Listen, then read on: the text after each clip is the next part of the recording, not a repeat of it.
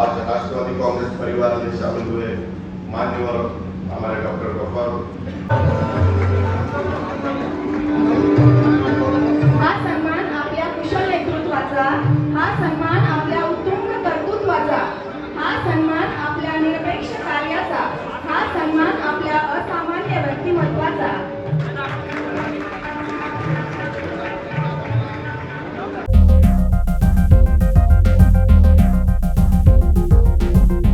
अब्दुल मोहिमीन खान, खान आसिफ अकबर, इन तमाम लोगों से दरख्वास्त है कि वो स्टेज पर तशरीफ आए और सेकंड रो में तशरीफ रखें।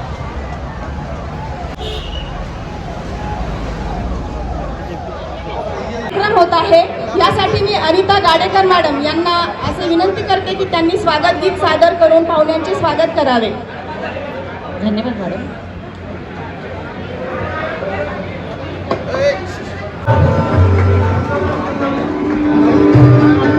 हा सन्मान आपल्या कुशल नेतृत्वाचा, हा सन्मान आपल्या उत्तुंग कर्तृत्वाचा, हा सन्मान आपल्या निरपेक्ष कार्याचा, हा सन्मान आपल्या असामान्य व्यक्तिमत्वाचा।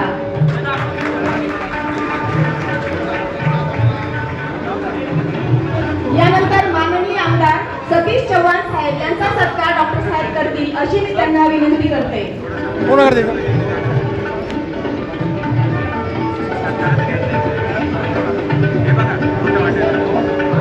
माननीय आमदार विक्रम काळे साहेब यांचे स्वागत आणि सत्कार डॉक्टर कादरी साहेब करतील ही मी त्यांना विनंती करते।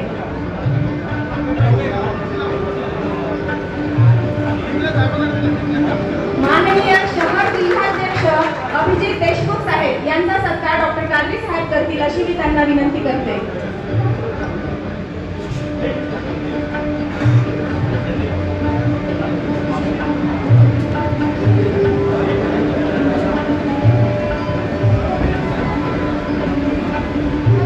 यानंतर या कार्यक्रमाची पुढील धुरा सांभाळण्यासाठी मी अबूबकर सरांना अशी विनंती करते की त्यांनी कार्यक्रमाची धुरा सांभाळावी।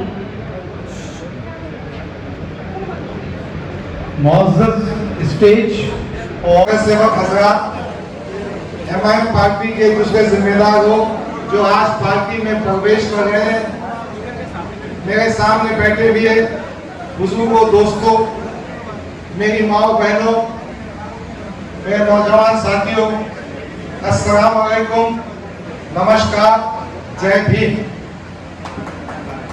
आज हम इस तकरीब के जरिए मोहतरम अजीत दादा के हाथों राष्ट्रवादी कांग्रेस पार्टी में प्रवेश करने जा रहे हैं। अजीत दादा वो शख्सियत है,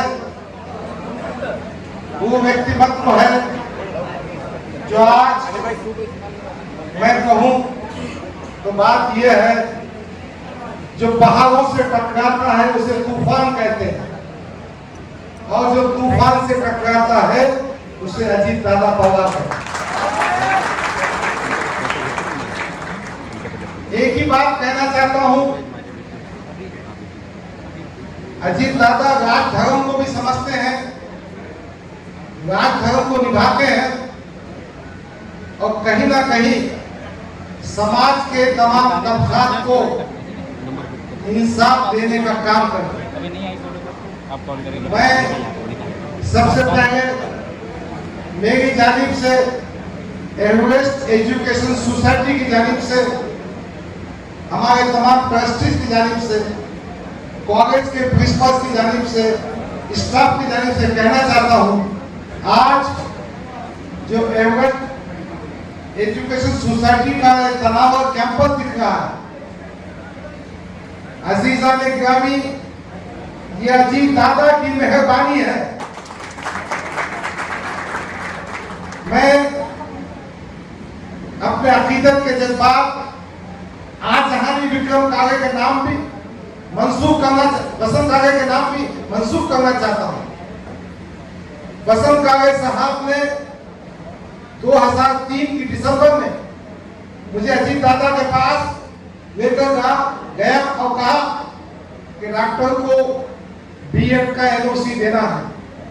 मुझे वो दिन भी याद है, हम दोनों गए थे। जब सेकंड टाइम मैं गया, दादा ने मुझसे कहा तू आ देना, थर्ड टाइम मैं गया, मैंने क्या किया था कि मोबाइल फोन बस गांव से बात करने के लिए गया, कैसा का फोन लाओ तो पूरा दे दो ना भी, ऐसा नहीं करना। और सच कहता हूं मैं कि फरीदाबाद का बीएड कॉलेज जो आज 8 एकड़ के कैंपस पे है, उसके बाद बीएड कॉलेज आया, हमने 15 एकड़ का कैंपस बनाया, engineering college, BEd college, CBSE school, post graduate courses सब स्टार्ट किए। तो मैं इस मजमूए के सामने अवामी तौर पर अजीत दादा पवार के इन खिदमत, इन मदद का शुक्रिया अदा करना चाहता हूं और आपसे गुजारिश करता हूं कि तालियों के जरिए, अपने शब्दों के जरिए अजीत दादा का शुक्रिया अदा करें। अजीज़ान गिरामी, 2014 के इंतखाबात में मुझे हमारी पार्टी एमआईएम ने टिकट नहीं दिया, जबकि गुज़िश्ता 10 साल से मैं कोशिश कर रहा था, मगर मैंने चुनाव लड़ा और मैंने इस ताकत से लड़ा कि मैं जो कोशिश कर रहा था उसमें कामयाब हूं। आप लोगों ने साथ दिया। उसके बाद मैंने एमआईएम पार्टी को जब फैसला किया तो मैं सोच रहा था कहां जाऊं, और यह फैसला करने में काफी वक्त लग गया। दिसंबर के बाद से अब तक मैंने अपने साथियों से मशवरा किया, एमआईएम के पुराने साथियों से जो मेरे साथ एमआईएम को खैरबाद कर दिए थे, हम सब ने तय किया क्या किया जाए। आज की सियासी हालात, महाराष्ट्र की सूरत हाल कुछ इस तरह की है कि हुकूमत महायुति की, कहीं ना कहीं अल्पसंख्यक समाज एक खौफ के माहौल में, मगर मैं अजीत दादा को दिल की गहराइयों से पूरे अल्पसंख्यक समाज की जानिब से यह कहना चाहता हूं कि अजीत दादा, आपने हमको उम्मीद का मरकज फराहम किया। सच कहता हूं, मालती का क़याम Maharashtra research and training institute किसकी वजह से बना? मुस्लिम नौजवानों को एजुकेशन और रिसर्च में आगे बढ़ाने के लिए, रोजगार दिलाने के लिए किस शख्स ने मालती की स्थापना की? ये अजीत दादा का कारनामा। अजीज़ान गिरामी, अजीत दादा वो शख्स है, मैं जानता हूं, जब मीरा रोड पर बेगुनाह मुसलमानों को गिरफ्तार किया गया, अजीत दादा ने पूरी से नुमाइंदगी कर मुस्लिम नौजवानों को इंसाफ दिया। दादा, मैं वो भी जानता हूं, जब इफ्तार पार्टी हुई, इफ्तार पार्टी में दादा ने कहा कि हम सब समाज की उन्नति चाहते हैं, सब समाज की सुरक्षा चाहते हैं, हम सबकी मदद करना चाहते हैं, इंक्लूसिव डेवलपमेंट चाहते हैं। मैं जानता हूं दादा, आप पूरी सत्ता में नहीं है, आपके पास सत्ता का तीसरा हिस्सा मौजूद है, मगर मैं ये भी कहना चाहता हूं, अजीज़ान मोहतरम, मेरी इज़्ज़तदार माओ बहनों, गालिबन सितंबर 2023 की बात है। मैं सबसे गुजारिश करता हूं, आज के बाद से तय कर लीजिए कि आज हमारे डीपी पर ये घड़ी का चिन्ह होगा, हमारे दिल में एक मिशन होगा, हमारा मकसद ये होगा कि ऐसी क़ियादत को मजबूत किया जाए जो आपके लिए एक सरपरस्त बन के खड़ा रहे। मेरी बहनों से कहना चाहता हूं, मैं एक ऐसे भाई की क़ियादत में जा रहा हूं जो आपकी मदद करने के लिए, आपकी हिफाजत के लिए हमेशा मौजूद है। तो अजीज़ान गिरामी, आइए आज हम यह अहद करते हैं। अहद यह है कि राष्ट्रवादी पार्टी का दामन थामेंगे, पूरी जिम्मेदारी से करेंगे। मैं जानता हूं खासतौर पर मराठवाड़े में और हमारे शहर में कुछ लोग ये माहौल पैदा करते हैं, अजीत दादा को टारगेट करते हैं। उनका टारगेट का मुद्दा क्या है? टारगेट का मुद्दा है कि वक्फ एक्ट के सिलसिले में अजीत दादा ने मुखालफत नहीं की। दादा ने पार्लियामेंट में वक्फ एक्ट की मुखालफत नहीं की। मगर मेरा सवाल यह है, जो वक्फ एक्ट की बात कर रहे हैं ना, मुझे इशारा किनारे में बात करने की जरूरत नहीं है, मैं नाम बनाम कहूंगा। ये जो एमआईएम का सदर असदुद्दीन अवैसी है, ये इम्तियाज जलील है, वक्फ एक्ट की बात कर रहे हैं तो तुमने कितनी एकड़ जमीन पर कब्जा करके बैठा है। आज इस शहर में इम्तियाज जलील ने जो अपना ऑफिस बनाया है 5000 स्क्वायर फुट की जमीन पर, वो वक्फ की जमीन है, कीमती जमीन है, जिसका 500 रुपये किराया एक साल में भरता है। एक दिन का किराया 1.5 रुपया होता है। आलीशान इमारत बना दिया है। 25 साल की लीज खत्म होने के बाद उसके बाहर नहीं निकल रहा। अगर अजीत दादा ना कौम को लूटने का काम करते हैं, ना औकाफ की जमीनों पे कब्जा करते हैं, वो तो चाहते हैं कि औकाफ का सही इस्तेमाल हो।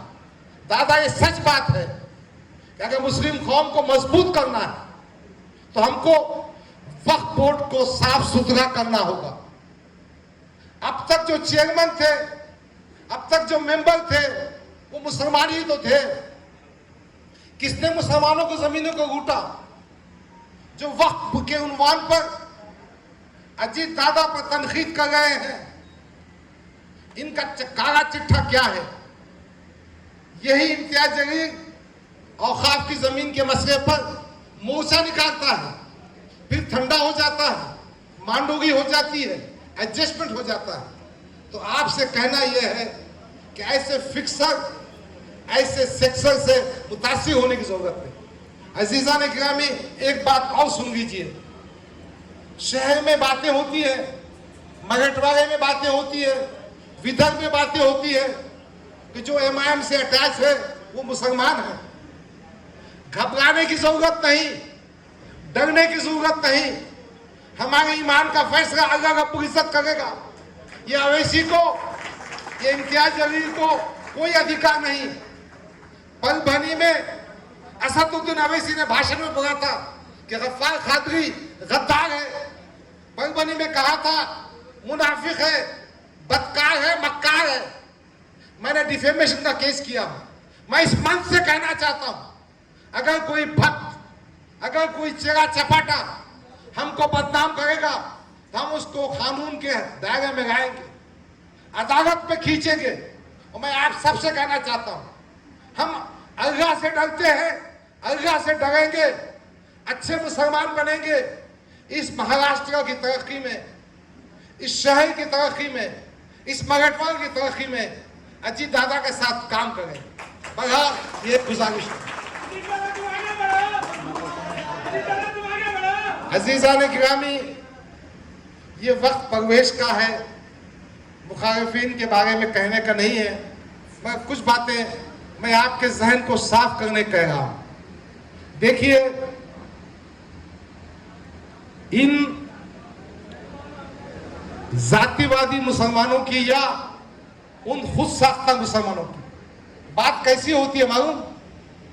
हर बात में खुदा का नाम, हर बात में रसूल का नाम। मैं एक वीडियो बताऊंगा बाद में कभी पब्लिक मीटिंग में। असदुद्दीन अवैसी भाषण कर रहे, बैरिस्टर है वो। क्या कहा उन्होंने मालूम? अल्लाह की कसम, मैं आपसे सही वाकया बयान कर रहा हूं। मैं एक अस्पताल में गया, दक्कन अस्पताल में। वहां अनाउंसमेंट हुआ कि खून की जरूरत है, ओ पॉजिटिव खून चाहिए। मेरे पास खून था, मैंने वो पॉजिटिव खून दिया और अल्लाह के फजल से, मेरे रसूल के हुक्म से उस दिन मैंने 15 बाटें खून की दी। क्या फेकम फाक है जी। तो भाई ये फेकम फाक में मत आओ। ये वीडियो है, ऑन रिकॉर्ड है। तो वो क़ियादत जो अपना घर बन रही है, भर रही है। याद है 2014 में इन्होंने क्या वादा किया था? इन्होंने कहा था हम स्कूल बनाएंगे। स्कूल तो बना नहीं, बहुत माल जमा कर लिए, एक बंगला बना दिए, बच्चे को तालीम के लिए इंग्लैंड भेज दिए। बहरहाल ये वक्त नहीं है, फिर भी मेरे दिल में बहुत सारी बातें कहने की है। इंशाअल्लाह पब्लिक मंच पे कहूँगा। एक और बात दादा आपसे गुजारिश करने की है कि सतीश भाई घरी बता गए हैं। सतीश भाई हमारे बहुत नज़दीक के दोस्त हैं, मोहब्बत करते हैं। ये शहर में भी आपकी तवज्जो की ज़रूरत है। यहाँ पर कॉर्पोरेशन की बॉडी नहीं है, एक एडमिनिस्ट्रेटर है जी श्रीकांत।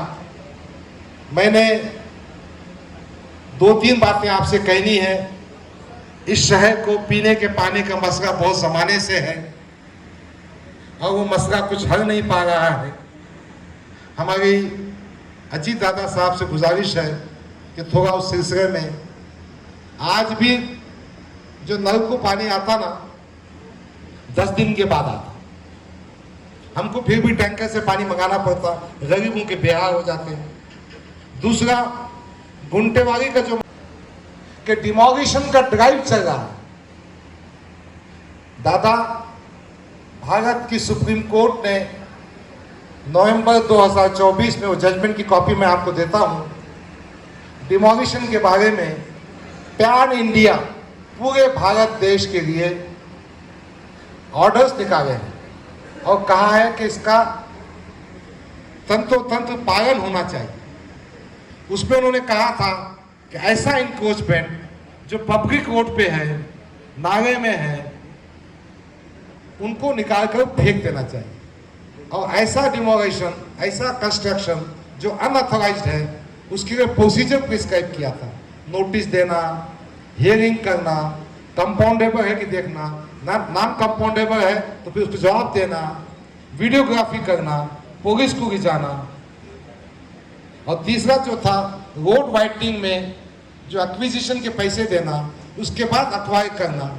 ये जी श्रीकांत साहब ने पूरे शहर का माहौल ऐसा बना दिया है कि जहां देखो बुलडोजर पहुंच जाता है, बगैर एक्विजिशन के, बगैर मेजरमेंट के दीवारें तोड़ दी जाती है। किसी का कंस्ट्रक्शन है, उसको टाइम नहीं दिया जाता, नोटिस नहीं दी जाती, उसकी हियरिंग नहीं सुनी जाती। इसके नतीजे में ये अधिकारी सुप्रीम कोर्ट के आदेश का उल्लंघन कर रहा है। मैंने नुमाइंदगी भी की, मैंने सुप्रीम कोर्ट में कंटेम्प्ट ऑफ कोर्ट भी दाखिल किया, मगर चूंकि आप महाराष्ट्र की बड़ी शख्सियत है, आपसे गुजारिश है कि इस मामले में थोड़ा तवज्जो कर इस शहीदों की मदद करें। आज भी कई लोग, वो मुसलमान भी हो सकते हैं, वो हिंदू भी हो सकते, दलित भी हो सकते, उनकी मकान तोड़ दिए गए। उसमें कंपाउंडेबल का जो स्कोप था, नोटिस की जो बात थी, वीडियोग्राफी की बात थी, वो नहीं की गई।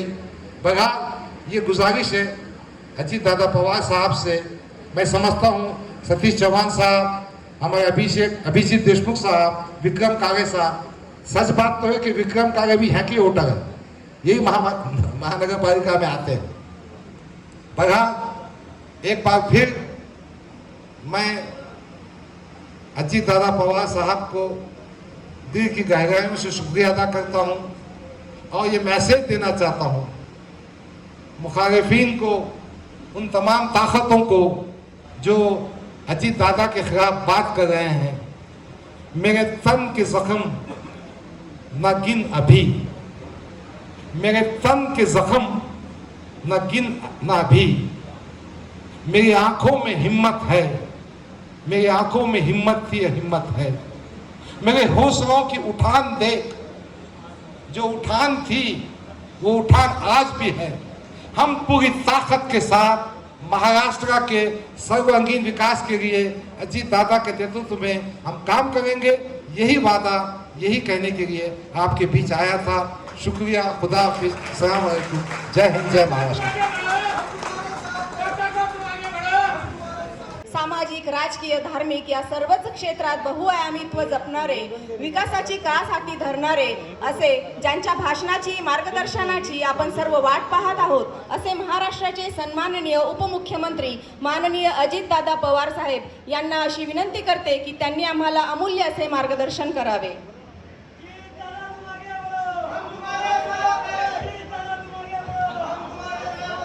राष्ट्रवादी कांग्रेस पार्टी के विधायक श्री सतीश चौहान जी, दूसरे विधायक विक्रम काळे जी,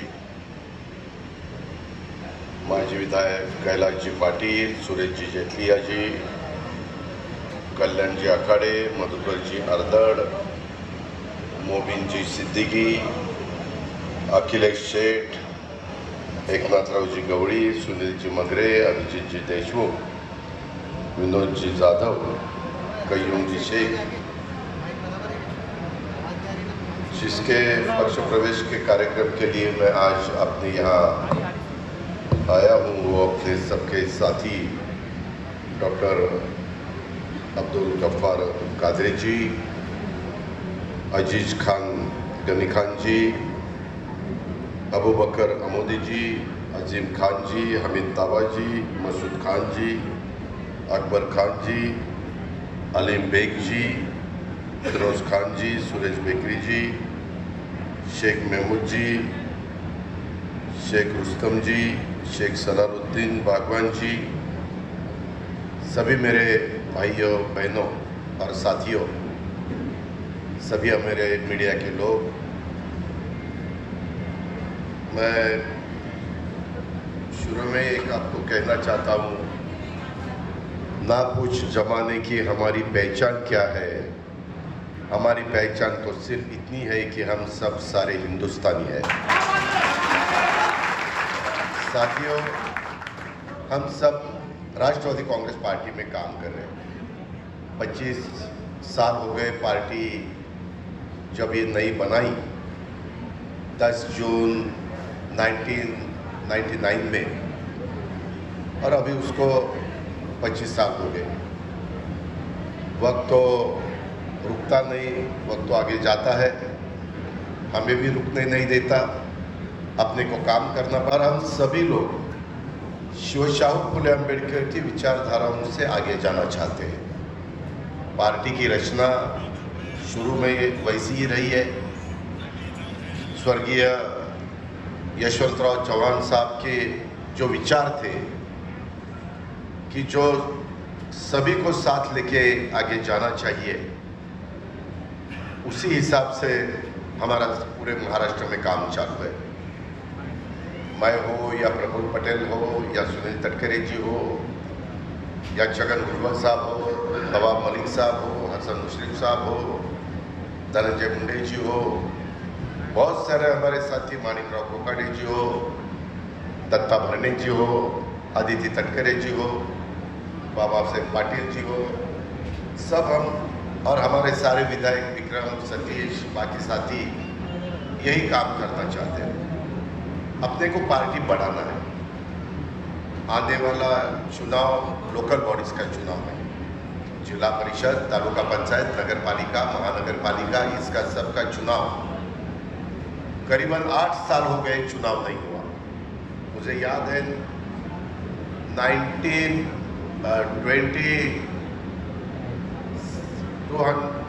2017 में चुनाव हुआ था और अभी 2025 चालू है। 8 साल हम तो एक डेप्यूटी चीफ मिनिस्टर बने, कोई विधायक बने, कोई मेंबर ऑफ पार्लियामेंट बने, अलग अलग कोई मिनिस्टर बने, स्टेट मिनिस्टर बने, लेकिन शहर में हो, वार्ड में हो, गांव में हो, उस कार्यकर्ताओं को ऐसा लगता है कि हमें भी मौका मिलना चाहिए। हमारी लाडली बहनों को लगता है कि हमें भी मौका मिलना चाहिए। हमारे आज राष्ट्रवादी कांग्रेस परिवार में शामिल हुए मान्यवर हमारे डॉक्टर गफ्फार जी है, फिर बाकी हमारे जो साथी है वो गफ्फार कादरी साहब है, बाकी सब उनके साथी है। ये सभी को पदाधिकारियों और कार्यकर्ताओं का मैं फिर एक बार राष्ट्रवादी कांग्रेस पार्टी का प्रमुख के रूप में हृदय से स्वागत करता हूँ। राष्ट्रवादी कांग्रेस पार्टी हमेशा मजदूर, किसान, महिला, वंचित, कमजोर वर्गों को और आम जनता के साथ रहेगी, यह मैं गारंटी देता हूँ और यही रोकता हूँ। जय हिंद, जय महाराष्ट्र, जय नागपूर। धन्यवाद सर. सर्व राष्ट्रवादी काँग्रेस पक्षातील पक्षप्रवेश करणाऱ्या सदस्यांची मी हार्दिक अभिनंदन करते.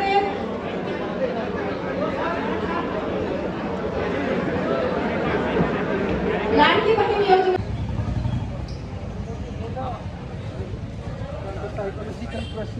मोठा मोठा छोटा लग्न